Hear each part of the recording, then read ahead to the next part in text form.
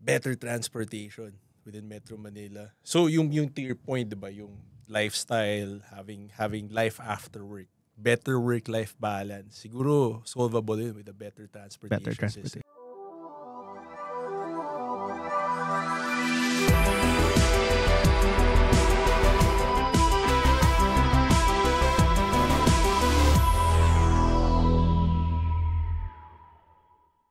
All right, welcome to Kaka Computer, where tech meets wit and wisdom. In this episode, we'll be discussing about the best cities for IT jobs in the Philippines. Uy. Grabe, hot topic.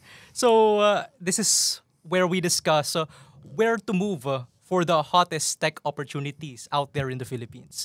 So, first question, let's discuss what makes a city ideal for IT professionals in terms of career growth and opportunities?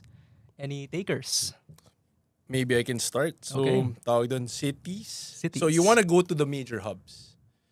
That's a consideration talaga. Mainly for the communities. I'll start with that. Kasi, ang hirap naman kung wala kang kasama. You can only grow so much in a vacuum. So, you want to be in a place where you could network and meet people having the same interests as you. That's true, no? That's true. Kasi, like you said, in smaller cities or smaller provinces, what are the chances of meeting somebody who has the same goals or same perspective as you, di ba? Fewer, at least physically. Online, maybe madami, pero there's still always that value in the physical contact, no? So, communities is a good factor. For me naman, one of the things also to consider, of course, is power and internet. Tech tayo eh. Right? And to really get a good tech job, the power and internet is something to consider. And there are solutions already out there that can mitigate depending on your location, but sometimes more expensive and less expensive. But let's say in a major city, less chances of brownout or blackout. You have easier access of internet. Kung let's say mag-down, tatawagan mo internet provider, minsan next day or the next few just a few days meron na. Baka sa province, tatawagan mo may power down or baka 1 week or 2 weeks after pa mare-repair, 'di ba? So you need a more different solutions as well for that. Kayo, may other factors kayong consider for a best IT? A city na maraming coffee shops. Ayun. Oo. So, there's this stereotype din, diba, na programmers love coffee that fuels us, no? And, if you want to live in a city, like work there, mag-vacation lang for a while nag-work ka sa laptop on a coffee shop, that would be a nice place to be. Yun. Ako naman, yung places na, since IT naman, place where you're gonna be happy. Hindi lang yung, kasi remote naman yung iba. Right. Mas flexible. So, yung iba, di ba, nag-work in different places. Ako sometimes I work in Baguio. Kumbaga, what gives you joy? Malamig, no? Oo, di ba? Pwede rin beach as long as malakas yung internet. Diba? Kasi like tech hub yung Manila pero ang init-init.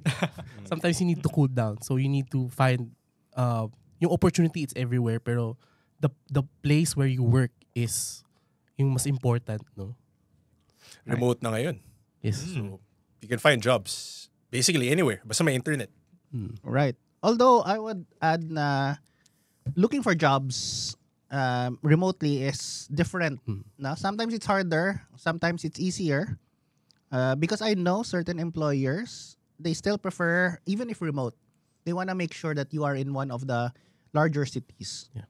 Not just because of the internet and power, it's just because if ever mag-team building or what, or maybe once a month may dinner, that they can gather the people in one location and build a culture.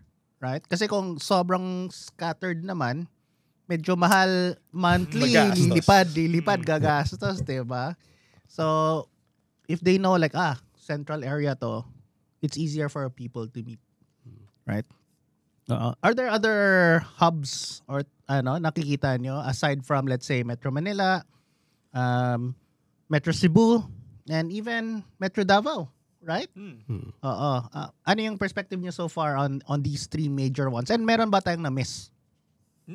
when it comes to Davao, parang it's in a resurgence eh. Sobrang grabe ng active ng mga community ngayon. If you're going to Davao right now, parang every month may available dyan na meet up sa any community.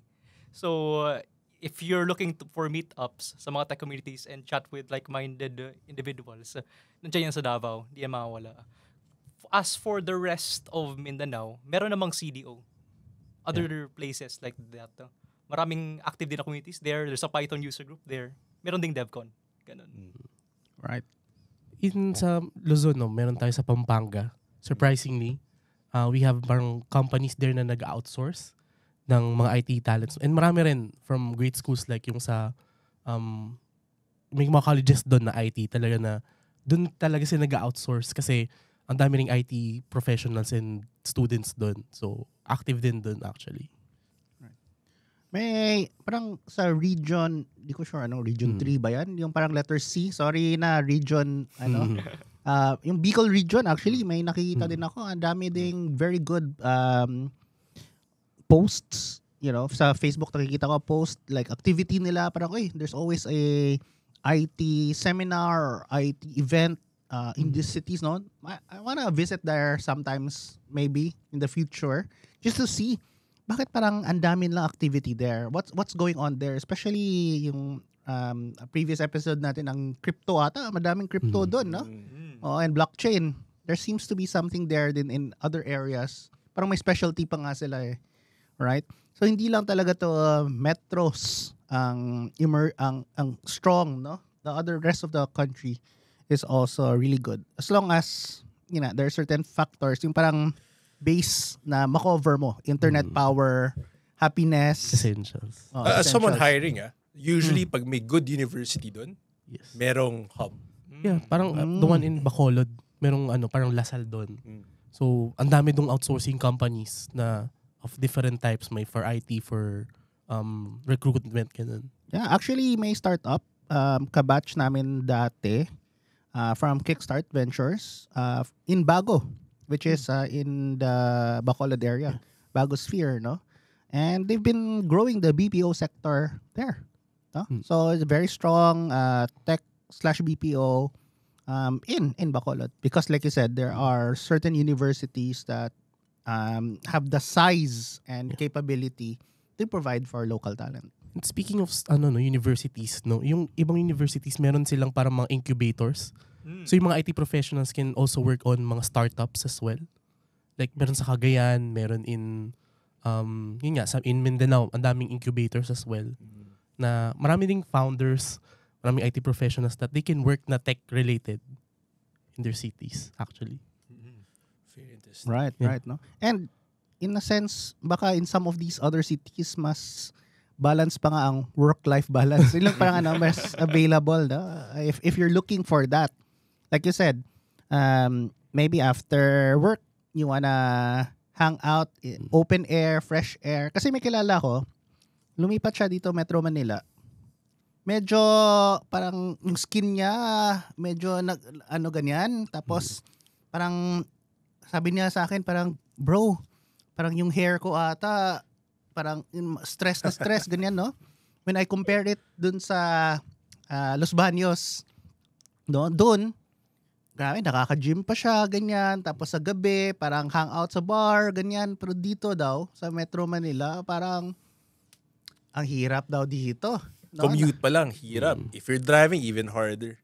Right, no? So, sabi niya parang, baka better, hindi necessarily big cities is the best choice for you. May internet na. Starlink. So you can use it. Eto, segue lang. I have an engineer who's based in Negros. Hinire ko kasi meron siya Starlink sa bahay. So tawag doon, wala na. Kahit walang fiber, basta may internet, you're good. Right. You're saying na as a hiring manager, there are certain checklists that you consider, right? Hindi lang necessarily city, but parang sabi mo nga, may Starlink. Ako nga, baka ma-hire ko yun just because of Starlink. Hindi, wala nang skills. Uy, pumili ka because of Starlink. Sige. Para lang ma-try na. Pero ano yung checklist na yun when you hire? Power, at least, kailangan stable yung electricity kasi hindi naman pwedeng nagro-rotate yung brownouts. Pangalawa yung internet speed. So kahit may Starlink ka, kung 5 megabits lang yung speed mo, medyo hindi siya enough to do video conferencing. So kailangan enough at least. Tapos hindi naglalag. And then after that, usually skills na attitude and other things. Pero ngayon, location, basta may internet ka, power, you're good. Right. I think it's time to thank our sponsor naman, no? So White Cloak Technologies is a custom software development company. They build mobile and web applications. They work with leading brands in banking and real estate. Visit their website at www.whitecloak.com to know more.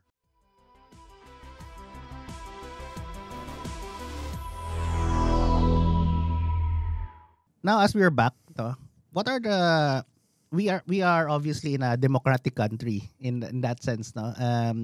We have our society, community, we have our work. I want to ask naman if you had a wish list, no? Parang what could our government or local agencies push more, no? What would you want? Better transportation within Metro Manila. So yung to your point, diba, yung lifestyle, having life after work, better work-life balance. Siguro solvable yun with a better transportation system. May pag-asa pa ba? Let's say kung Metro Manila yung Ang daming development. So not a matter of if but when. But when? Yan yung what do you think when, no? Yeah, I guess some other countries naman perhaps transform their Metro Manila metro cities, no, to be more, like I said, more commute friendly. Is that your point? Yeah. So after work, I can go to the gym, and then after that, meet my friends at the bar or play computer games. So iba pa rin yung face-to-face interactions eh. So kunwari, may meetup, may tech meetup dito. Paano pupunta? Kung madali yung transportation, then it's easier to go there. Walang, bakit ako late, ganyan. Right. Parang ano din pala, in that sense, like if you can build, hindi naman build more cities, parang if there's like community-ish na areas na where you have enough tech, you have enough access and everything na hindi kailangan, that could be it, no? For me naman, maybe there's this push right now, I don't know if you've heard, yung to share cell sites. That's a little hard. I think the reason for that is they're trying to see if with shared cell sites, kasi other countries actually do share infrastructure, hindi private, no? And so there's more players, company-wise, and with that, there's more competition in terms of giving better internet stability, better infrastructure. So overall, I think the point there is better infrastructure and a more fair infrastructure, I would say. Let's try to solve the wish list is try to provide infrastructure really for all, for everywhere. If we can do that, aside from Metro Manila, but in other places as well. Yeah, aside from that, one of my wish list, parang particular to sa Davao, is more tech hubs. Like the government, ideally, should subsidize the building of those tech hubs. Parang multiple multinational tech agencies in one place. Pwede na doon ang venue ng meet-up. Pwede na doon ng collaboration between companies. Things like that. Yeah. Actually, plus one on that, no? Kasi parang the same that I've shared dun sa Bacolod, na nagtaka ko, bakit ang daming BPOs? It turns out pala that the government, parang nanligaw sila in different, parang pumunta sila in different countries, and then they said na, you should invest in Bacolod because we have all of the, the talent. We did yung ease of doing business. We improved that. So, I think, it's also important that the government actually tries to bring in, lalo na sa mga provinces, na to put in more effort in bringing companies outside to their, to their cities. So, nun. It's a very big step. And nakikita natin na very successful nun. Right. Yun ba yung mga, PIEZA ba tawag doon, no? Economic zones. Mga economic zones. So, maybe more of that as well, specific to IT maybe, no? Maybe for that, so you make a lot of tech hubs. Ang daming talent dito sa Pilipinas, untapped. So, sayang.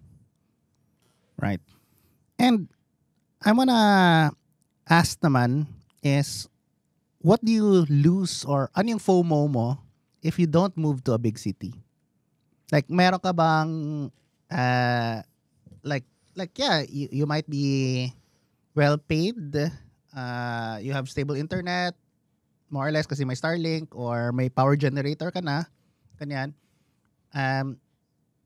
Kasi ako, masasabi ko, you should at least try once. No, you can always come back to your provinces. You can always go back and retire there. But you should try once and see.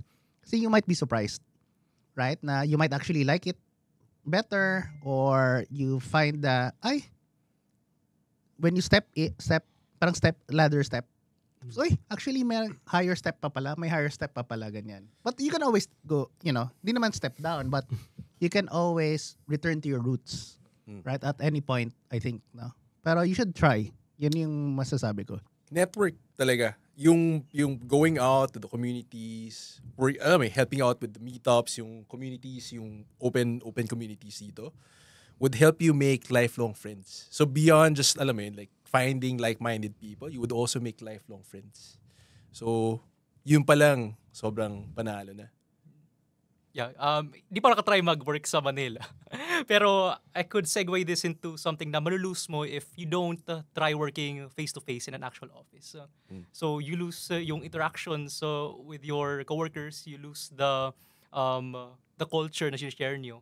Kasi I've tried working face-to-face, and what I can say is that mas grabe yung yung parang ties nyo once kausap na kayo face-to-face. Hindi yung parang meeting lang, daily stand-up. Mas grabe yung collaboration. Yeah. Actually, parang nakakaano na ma-miss out mo yung, parang medyo weird to think, pero sometimes nakakamiss yung alam mo yung, di naman sa pero nakamiss yung traffic minsan. yung upo ka sa trends, feeling mo main character ka. Kasi sa probinsya, di ba, parang everything's kalmado lang. Pero minsan parang nakakamiss din yung ma-feel mo yung pressure of life. Yeah. Kasi parang when you're in province, parang you wake up and then go to work and then sleep. Kasi wala na masyadong traffic. Kung baga walang ganong type of pressure, parang, sometimes siguro na ko lang na parang hindi ka masyadong makarelate sa iba na sila napapagod sila, ganyan. So, siguro may mga ganun ding type of people na baka ma-miss out nila yung type of having that, pressure outside life. Na nasanay siguro kayo sa very simple life. Pero yung iba na may miss out lang yung ganong feeling na parang stress, ganyan. And it's a weird pero valid feeling. Window seat sa bus, tapos music. Oo, yung ganun. On the way home. Wow. Kasi parang sometimes, like, you would, let's say you retire, and then you would like look at your life, di ba? Parang, alam mo yung mga pinagdaanan ko? Parang there's sometimes beauty in having these types of challenges and tribulations, Right. which is weird, but Yeah. I mean, ako, in this example, I did come from Cebu, and I moved to Manila. So in that sense, I tried. And do I think that I will go back to Cebu? Maybe in the future, maybe at retirement, maybe I'll build a community there once I retire. But I've also found home na in Metro Manila. No? I did ask myself, should I try also Singapore, Australia, US? But I found my ground na. Parang maybe I'm now too old to find other grounds. Although hindi naman, I also know other people who are like 40s, 50 that moved out pa rin. But ako I'm good na. No? But I tried. At least that's what I want to share here is try. Find the best place for you.